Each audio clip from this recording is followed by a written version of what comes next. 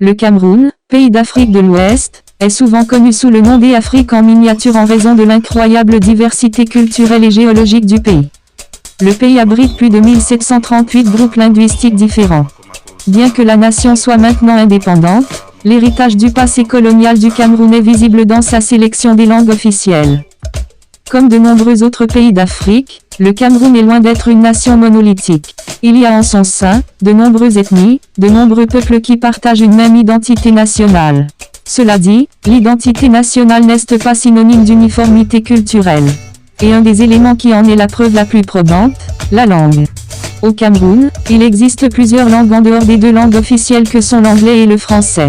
Ces autres langues, qu'on qualifiera ici de dialectes, sont d'ailleurs plus influentes dans leurs sphères respectives que les langues héritées du processus colonial. En fait, il est reconnu que la langue est un vecteur culturel indéniable.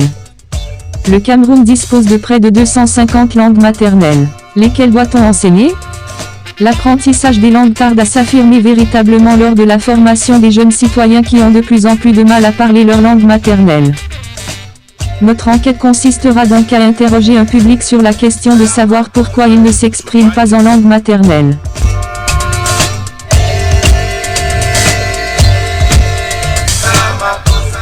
Pourquoi je n'ai pas parlé ma langue maternelle?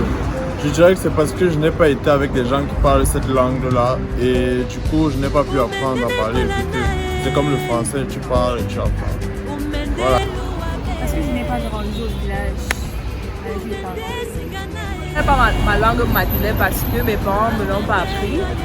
Chaque soir, on parle le français chez nous. Quand ils parlent les langues maternelles, ça peut être avec les membres de leur famille.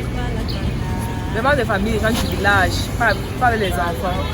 Mes enfants ne parlent pas le patois tout simplement parce que on s'est habitué à parler le français avec eux à la maison. Je crois que c'est là où c'est ça qui fait problème. Et je pense que les parents en fait ils devaient nous amener plus au village avant.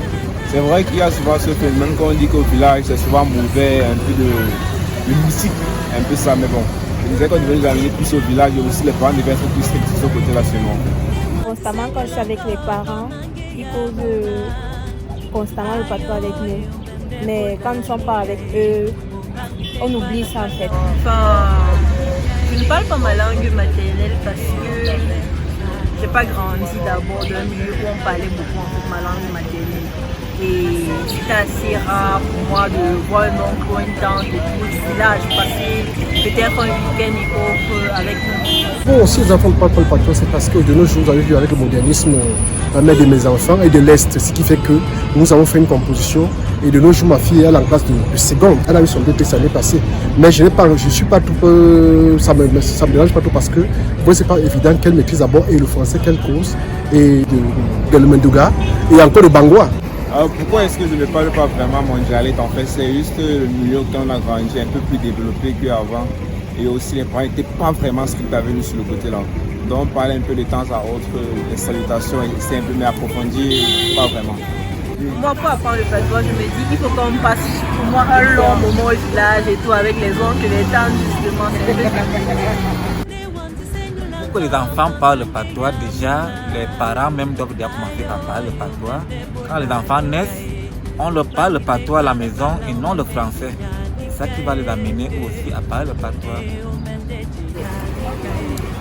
Là, c'est la responsabilité des parents, puisque tous les parents savent bien parler leur langue maternelle, donc c'est à eux de parler la langue maternelle aux enfants pour qu'ils puissent apprendre ça dès le bas âge. Ça s'apprend dès la base. Comme on a appris le français, on peut aussi apprendre notre langue maternelle dès l'enfance. On peut commencer à apprendre les petits mots en patois aux enfants. Ils vont retenir au fur et à mesure. C'est comme ça qu'on apprend. Même pour le moment, je suis en train de réfléchir comment faire pour qu'elle rentre même dans mon association, parce que les enfants qui se cultivent déjà, pour faire au moins ça à une langue.